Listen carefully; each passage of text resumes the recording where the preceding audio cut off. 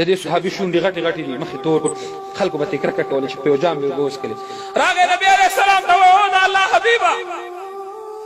خدای به مې ځان ته پرېږدي که نه؟ جنت به مې ځان ته پرېږدي که نه؟ حورې به مې ځان ته پرېږدي که نه؟ پیغمبر علیه السلام چې د صحابي ته وکتل، ورته ویې ژړل او بیا ورته وخندل، لاس یې پرې واچو. ولې بچې واده دې په زړه وورېده که څنګه؟ او ای قربان چې کافرو به خلکو به رانه کرکه کوله، نفرت به یې کو چې په کوم لار به لاړم په هغه لار به خلک نه تلل، په کوم جام چې به مې اوبه څکلې په هغې به چا اوبه نه څکلې. نن مې چې ایمان راوړو مسلمان شوم، ستا د باغچې ګل شوم، ستا د باغ بلبل شوم، اوس به رانه خلک کرکه کوي. ما به خدای ځان ته پرېږدي؟ ما به جنت ځان ته پرېږدي؟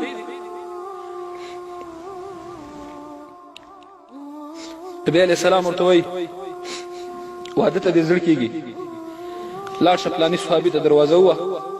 ورته وایي چې نبی علیه السلام رالېږلم، نور راځه ته. سړی چې کله لاړ دروازه یې ووهله، صحابي ورته راووت، داسې کوس پاس ورته ګوري څنګه راغلی؟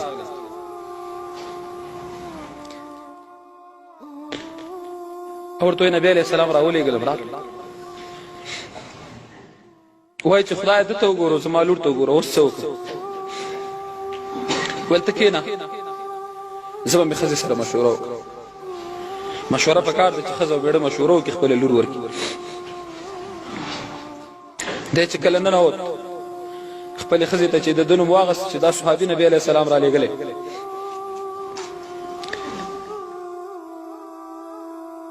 ستا د لور سره یې د نکاح کولو دپاره رالېږلی، لور دې ورکوې که نه یې ورکوې؟ هغه حیرانه شو چې خدای څه وکړو، اوس به څه کوو؟ ویل نه، زه مې خپله لور دته نه ورکوم، دا خو د رنګه تور دی، کور نه لري، خیمه نه لري، قوم نه لري، قبیل نه لري، هغه ټول پرېږده، نه دې کور لري، یو شی دې نه لري، کاشکې چې پلنګ خو لږ جوړ یو خیمه خو یې درلودی چې زما لور ورسره پکې شپې تېرې کړې وې، لور مې بیا باد ته ورسره ولیده. لور یې خبرې واورېدې راووته، مور یې څه دی ولې داسې خلک ایمان تېروي؟ مور نه ایمان تللی، پلار نه ایمان تللی، ورور نه ایمان تللی، غیرت دې نه تللی، نه پښتو چا کې پاتې، نه ایمان چا کې پاتې، نه غیرت چا کې پاتې. ولې دا خلک په دې نه پوهېږي چې سهار د لور وځي تر ماښامه پورې 200 خلک جهنم ته خطا کړي، دا پلار مور یې پرې نه پوهېږي. اسمان چې وریځ شي مونږ وایو خدای باران وکړي، یا الله د تیږو باران را باندې مه کوه، خدایه د تیږو باران را باندې مه کوه. خیر دی که دا بل باران را باندې نه کوې مې کوه، خو د تیږو باران را باندې مه کوه. موږ خو داسې عمل نه دی کړی چې موږ ستا د رحمت په تمه چې ته به موږ رحمت راووره. لورې راووته، مورې پلار مې څه وایي چې بیا ورسره ته په جنګ یې؟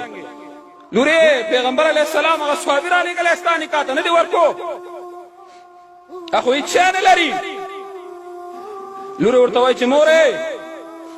ګستاخي نه کوم، دته مه ګورئ چې دی به یا کور نه لري یا به توري، محمد رسول الله ته وګورئ. نن کفارو ته مه ګوره چې شراب راوړي، پیغمبر علیه السلام ته وګوره، هغه منې کړي. نن که کافر په اسلام ګزار کوي تی پې مه کوه، ته خو د هغه امتي. پردی حیا پردی ناموس مه لوټ کوه، پیغمبر علیه السلام ته یې منې کړې. عمر فاروق رضی الله عنه خپله زمانه کې ویلي شودو کې به اوبه نه اچوئ. یوه مور خپلې لور ته وایي ولورې شودو کې اوبه واچوه چې ډېرې پیسې وکړي، او ورته وایي مورې عمر فاروق منې ګرځولي، زه نه کوم دا کار. او ورته وایي او لورې نیمه شپه د عمر فاروق به ودی. عمر فاروق دروازه کې ولاړ دی اوري، عمر فاروق به ودی، نه پولیس نه هېڅوک نشته، مه کوه، اوبه ور واچوئ، خدای خو شته که نه. نن که څوک خدای ومني غلا به وکړي، که څوک خدای ومني زنا به وکړي، که چا قرآن منلی غلا به وکړي، که چا قرآن منلی او پیغمبر یې منلی شراب به وڅکي. خو معلومیږي دا چې ظاهر مسلمان او نور ټول کافر قرار راغلی. لورې ورته وایي مورې ما ورکړه، ما هم دې صحابي ته ورکړه، د دته مګوره پیغمبر علیه السلام ته وګوره سړی راوته په ملا وړه بوزه لور مې درکړه داسې خوشحاله دی چې کالو کې نه ځایږي راغی پیغمبر علیه السلام ته ویل قربان لور خو راکړه هغه ورته وایي پیسې لرې وایي نه پیسې نه لرم پیسې ورته ورکړه پیسې ورکړئ پیغمبر علیه السلام ته راغی قربان پیسې راکړه ویل لاړ شه ځان ته پېښه کالي وکړه ځان ته خیمه پې واخله کور دې پې ځان ته جوړ کړه په دې پیسو زه درته واده کوم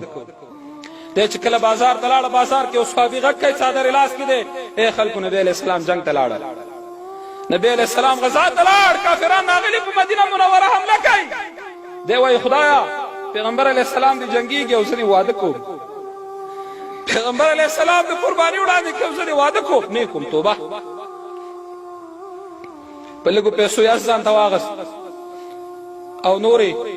ځان ته یو څادر واغست غره واغسته توره واغسته او یو غټ څادر یې واغست خپل مخ نه وربوز نه تاو که سترګې ښکاره په آس باندې شور شو غزا ته لاړ سعد نومېده سعد نومېده سعد کله چې غزا ته لاړ نو پرې په کافرانو کې وایسته یو صحابي پیغمبر علیه السلام ته د جنګ په دوران کې وایي قربان دغه څوک راغلی ډېر امداد یې د مسلمانانو وکړ دې وخت کې دی په کافر د تورې غزار کوي چې لاس یې تور ښکاره شو پیغمبر علیه السلام وایي اظنه سعدا ما ته خو سعد ښکاري ده ته خو ما ویلي چې واده ته سودا وکړه دا څنګه راغلی په دې وخت کې بل طرفه په کافر د تورې غزار کوي سعد رضی الله عنه داس نه لاندې راګزارېږي پیغمبر علیه السلام راغی سعد یې په خپل ورون واچو سعد لا ژوندا دی ورته وایي قربان خدای به مې ځان ته پرېږدي که نه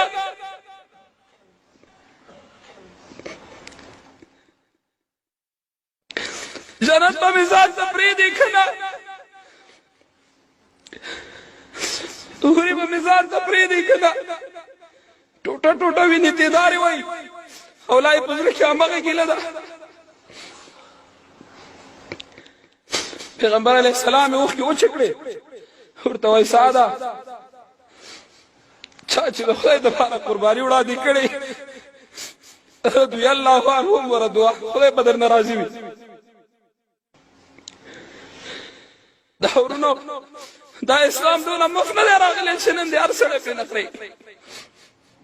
هر سړی د اسلام مخالفت کوي د سعد خو د ځوانانو پې خپلې وینې قربان کړي په دې باندې سونو خلکو خپلې وینې توی کړي نن هر څوک راپاڅېږي زه مسلمان یم د مسلمان ترجماني کوم ای سعده ګیلې مه کو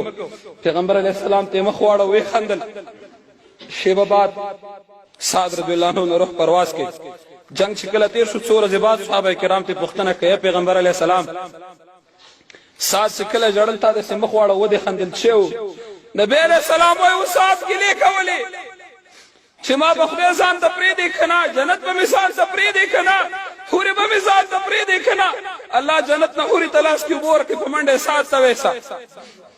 کله چې حوره راغله ما نه شرمېده مخکې نه راتله ما ته یې مخ واړو